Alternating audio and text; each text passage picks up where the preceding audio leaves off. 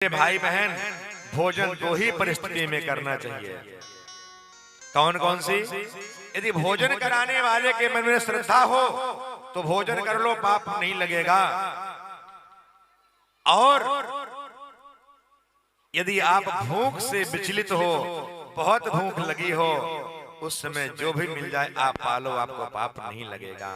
दो ही परिस्थिति में भोजन करना चाहिए। तो दुर्योधन, मैं तो वैसे भी भोजन नहीं कर सकता हूं, ना तो तुम्हारे मन में श्रद्धा है, और दूसरा मेरा तो आज विदुर काका के यहाँ निमंत्रण है। उसी सभा में विदुर जी थे, विदुरानी थी। बड़े प्रसन्न हो गए। यदि सभा में किसी का नाम लेकर के कोई महापुरुष बोल दे तो प्रसन्नता तो होती है ना। और कृष्ण जैसा अंतर्यामी विदुर जी का नाम ले रहा है सभा में। मेरे भाई बहन, विदुर जी के नेत्र सजल हो गए। विदुरानी से कहते हैं, जाओ ना, तुम कृष्ण जरूर आएंगे, बोले हैं तो आएंगे, कृष्ण कभी झूठ नहीं बोलते हैं। विदुरानी गई पर्णकुटी में अपने और चौका लगाया। पहले मिट्टी के घर होते थे, आंगन होते थे, उनमें चौका लगाते थे, सुंदर गोबर से चौक पुराते थे। कोई आ जाए उसमें बढ़िया चारों ओर से चौक लगाते थे। विदुरानी ने भी चौक लगाया और कृष्ण के आने का इंतजार करने लगी। कृष्ण ने सभा में कहा कि मैं तो आज विदुर काका के यहाँ जा रहा हूं। कृष्ण जैसे चलने लगे, दुर्योधन ने कहा कि मैं भी चलूंगा, देखता हूं आपको क्या खिलाते हैं। बोले, नहीं, आपको नहीं ले जाऊंगा, निमंत्रण मेरा है तो मैं ही जाऊंगा। यदि निमंत्रण आपका है तो आपको ही जाना चाहिए। ऐसा नहीं कि दूसरे का उपहास कराने के लिए मैं दो चार लोगों को और ले जाऊं, देखता हूं उसके यहाँ क्या व्यवस्था है। ऐसा कभी नहीं करना चाहिए।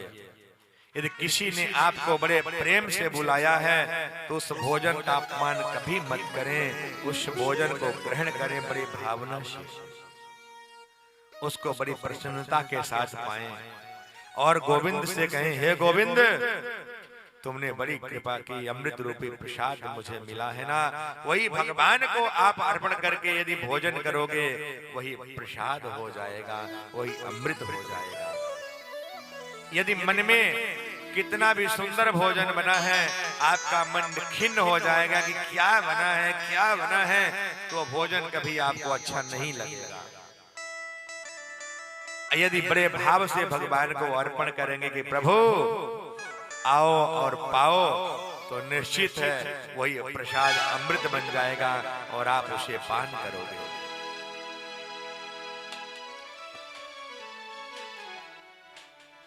दुर्योधन ने कहा कि अपने खाने का तो ठिकाना नहीं है, आपको क्या खिलाएंगे।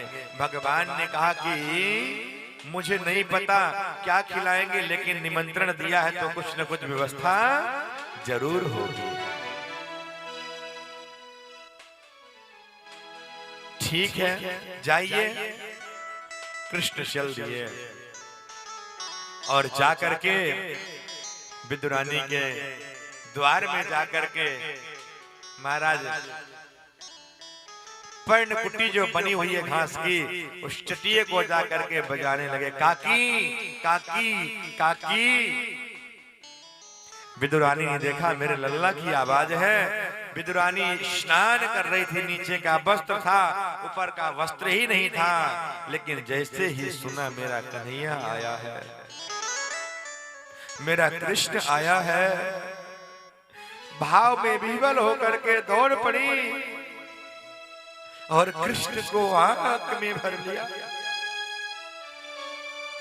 कृष्ण ने देखा कि मेरी काकी भाव में विह्वल हो गई, प्रेम से विह्वल हो गई। कृष्ण ने अपना दुपट्टा उठाया और काकी को हाथ, काकी ने पटा लिया और पटा लेकर के जहां पर कूड़े रखे हुए तो वहां उल्टा पटा जा करके बिछा दिया। कन्हैया बैठो ना, कन्हैया बैठो ना, लाला बैठो ना, कन्हैया बैठो ना। प्रेम में विह्वल हो गई। और मेरे भाई बहन, भगवान ने देखा काकी तो शुद्ध बुद्ध नहीं है, और कन्हैया कहते हैं काकी मेरे भूख लगी है, कुछ खाने की व्यवस्था हो। लाला और तो कुछ नहीं है, कदली के फल हैं और मैं लेकर आती हूं। विदुरानी कदली के फल लाती हैं, छिलका छील करके कृष्ण को दे देती हैं। जो केले का छिलका है वो बाहर फेंकी जा रहा है। केले का जो अग्रभाग है, जो उसका फल है, वो तो बाहर फेंकती हैं और छिलके भगवान कृष्ण के हाथों में देती हैं। कन्हैया लो, कन्हैया लो, कन्हैया लो, कन्हैया लो। तकरीबन 35 छिलके खा गए, 35 छिलके खा गए और कहते हैं काकी बहुत मीठा है, बड़ा आनंद आ रहा है, बड़ा आनंद आ रहा है, बड़ा आनंद आ रहा है। विदुरानी कहती है कन्हैया यह मैं रोज अपने हाथों से मैं जल देती हूँ, और कन्हैया क्या कहूँ, तुम्हारे नाम से लेकर के रोज जल देती हूँ लाला, और सुबह सुबह उठ करके इसमें जल डालती हूँ।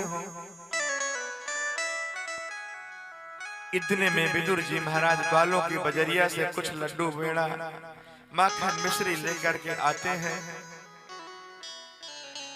द्वार में आकर कहते हैं विदुरानी द्वार खोलो, कृष्ण आने वाले हैं। विदुरानी कहती है आने वाले तो आ गए, आ गए, तुमने कुछ खिलाया? जब देखा तो फल के गुच्छे तो पड़े हुए, छिलके भगवान कृष्ण खा रहे हैं। भाव का भूखा हूं मैं, भाव ही एक सार है, भाव से जो मुझे भजे, भव से बेड़ा पार। जो भाव से मुझे भजते हैं। सो महाराज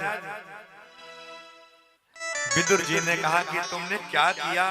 कन्हैया पहली बार मेरे घर आए हैं, उन्हें तुमने छिलके खिला दिए। क्या किया तुम विदुरानी?